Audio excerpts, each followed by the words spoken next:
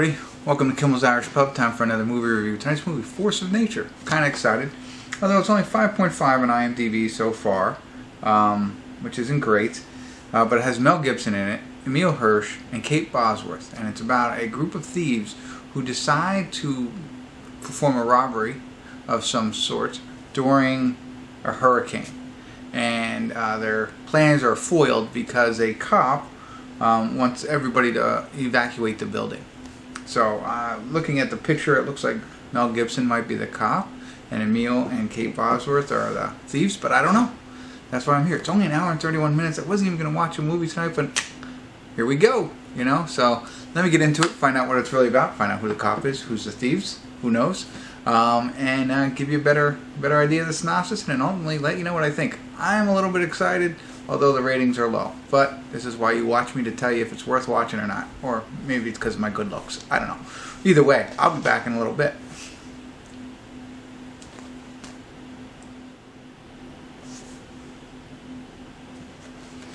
Hey everybody, I'm going to do a quick check-in here. We're watching Force of Nature. We're at the 43-minute, 50-second mark.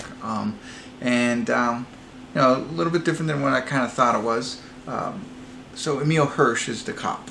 Okay, and they're evacuating. I think they're in Puerto Rico, right? So they're evacuating all these areas because a hurricane is hitting, of course.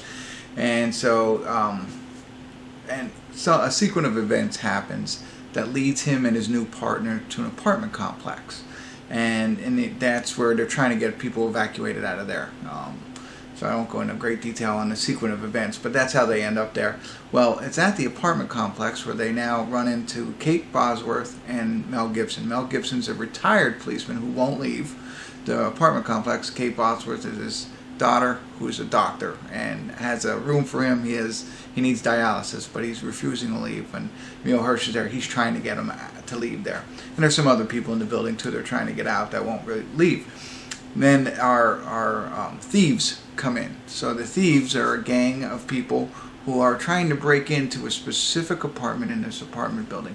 We don't know too much about what's behind there. We got a little glimpse of some stuff, but we don't know. We don't know what they're after. But they're in the apartment complex, and so now Mel Gibson kind of comes out of retirement in a sense. He got Emile Hirsch and his partner in the building, as well as the guy's apartment that they're breaking into, and Kate Bosworth. Emile and Kate are together. You can see a little, love blooming in a sense, a little bit. So, and then there's another piece with a very strange pet that we don't know what it is yet. Very large, eats a lot. That's all we know, and that's kind of the thing that got him to the apartment. But I won't go into too much detail because I could see what's going to happen with it at some point. But right now, I'm kind of thinking you don't know, and you can have your own guess. This is not a spoiler. I think it's like a tiger, but we don't know that yet. And so he's in one of the apartment buildings too. So you can kind of piece it all together and what's probably going to happen at some point.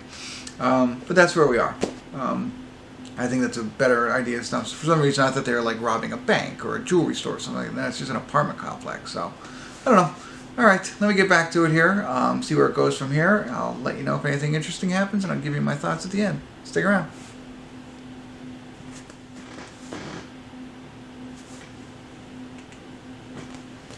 Hey everybody, we're at the credits of Force of Nature, and it was good. It wasn't great. Not that, once you understand, after my first check-in, you know what the whole movie's about. You know what's going to happen. You know what I mean? It's very predictable.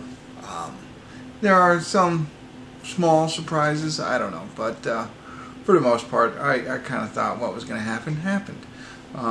So that kind of stinks. There were, I don't know, I thought the Mel Gibson's lines were a little cheesy.